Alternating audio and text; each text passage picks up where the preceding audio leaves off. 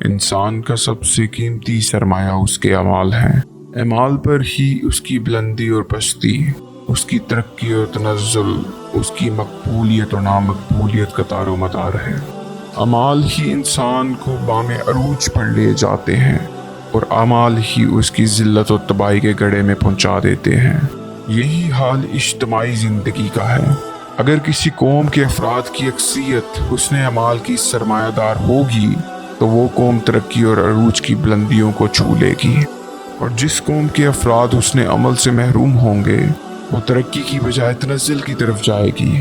یہ وہ بات ہے جس کو علوم و عمرانی کے ماہر بھی تسلیم کرتے ہیں، اور جس کی گواہی میں تاریخ کے اوراق بھی صف باندھے کھڑے ہیں۔ مسلمانوں کو اللہ تعالیٰ نے ایک بہترین ضابطہ حیات عطا فرمایا ہے، جس سے زیادہ جامع اور مکمل کوئی دستور حیات، کوئی ضابطہ عمل اور نظام اخلاق آج تک پیش نہیں کیا جا سکا، اور مسلمان کی حیثیت سے ہمیں یقین ہے، ہمارا ایمان ہے کہ آئندہ بھی پیش نہیں کیا جا سکے گا۔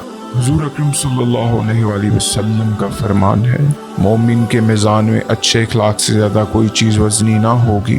اخلاق کا تعلق پوری زندگی اور اس کے تمام سرگرمیوں سے ہے، لیکن ہم یہاں اخلاق کے صرف اس پہلو کو پیش کرتے ہیں جس کو عرف عام میں خوش اخلاقی یا خوش خلقی کہتے ہیں۔ اس کا تعلق دوسروں کے ساتھ سلوک اور برتاؤ سے ہوتا ہے۔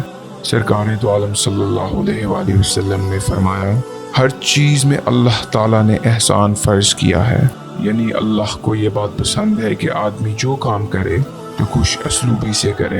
حضرت عبداللہ بن عباس رضی اللہ تعالیٰ عنہ بیان کرتے ہیں کہ رسول اکرم صلی اللہ علیہ وآلہ وسلم ایک ایسے آدمی کے پاس گزرے جو بکری کو گرا کر اس کے چہرے پر اپنا پیر رکھے ہوئے چھری کو تیز کر رہا تھا، اور بکری اس کے اس عمل کو دیکھ رہی تھی۔ حضور اکرم صلی اللہ علیہ وآلہ وسلم نے فرمایا، کیا یہ بکری ذبح کرنے سے پہلے نہ مر جائے گی؟ کیا تم اس کو دوہری موت دینا چاہتے ہو؟ یہ حضور کی تلقین تھی حسن سلوک کے لیے۔ اس سے اندازہ ہوتا ہے کہ حسن سلوک کی اہمیت زندگی میں کس قدر ہے، اور حضور اکرم صلی اللہ علیہ وآلہ وسلم نے جو طرز زندگی اپنی امت کو سکھایا، اس سے اچھے برتاؤ اور خوش خلقی کو کتنا اہم مقام حاصل ہے۔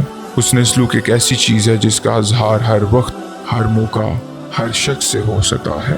روزانہ صبح سے لے کے شام تک سینکڑوں آدمیوں سے آپ کا واسطہ پڑتا ہے، کسی سے سرسری ملاقات ہوتی ہے اور کسی سے تفصیلی گفتگو اور تبادلہ خیال ہوتا ہے، کسی سے صرف سلام دعا تک ہی بات پہنچتی ہے، لیکن ان سب کا آپ کا صرف طرز عمل برتاؤ ظاہر ہوتا ہے۔ اچھا ہوگا تو نمایاں بھی ہوگا اور اپنے اثرات بھی چھوڑے گا، برا سلوک ہوگا تو اس کا اظہار بھی ہو کر رہے گا اور اس کے نتائج بھی نمایاں ہوں گے اور اپنے ساتھ چھوڑے گا۔ چلتے چلتے محض اسلام کرنے اور مزاج پوچھنے کے انداز سے ہی مخاطب کے ساتھ آپ کے رویے اور سلوک کا اندازہ ہو سکتا ہے۔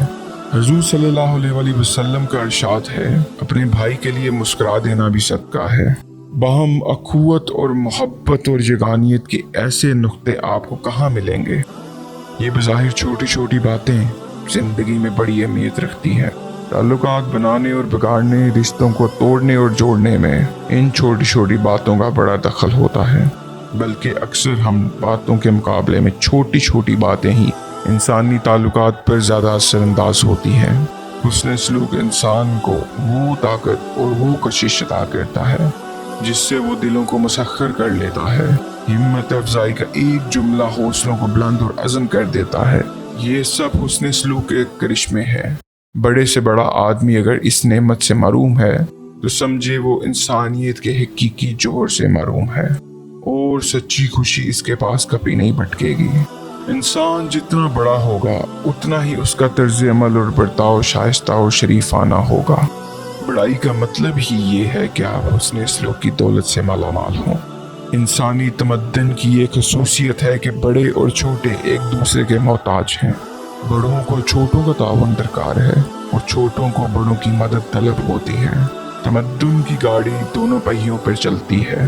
اس طرح انسان کو اپنے معاشرے کے مختلف افراد سے ملنا جلنا اور ان کے درمیان رہنا پڑتا ہے۔ پڑوسی کی مثال لے لیجئے، آپ کتنے ہی امیر ہوں، وہ آپ کا پڑوسی کتنا ہی غریب ہو اور بے سہارا ہو، بہرحال وہ آپ کے قریب ہے۔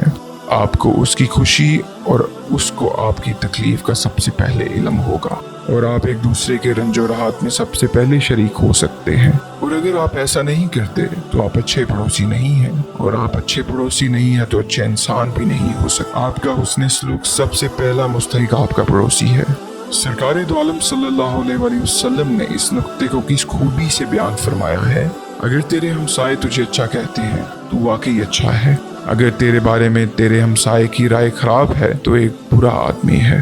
اسلام کی تعلیمات کا خلاصہ یہ ہے کہ مومن کا ہر کام اس طرح ہو کہ اس سے معلوم ہو کہ یہ مومن کا کام ہے، حتیٰ کہ اگر ایک مومن کسی کے گھر پر جا کر دروازہ کھٹکھٹائے تو اس عمل سے بھی اندازہ ہو جائے کہ یہ ایک ایسا فرد ہے جو اللہ پر ایمان رکھتا ہے اور اپنے ہر عمل میں اس کے احکام کا خیال رکھتا ہے۔ ایک مومن کا ہر عمل اس کے ایمان کا مظہر اور عکس ہوتا ہے، اور ایک کافر کا عمل اس کے کفر کا آئینہ۔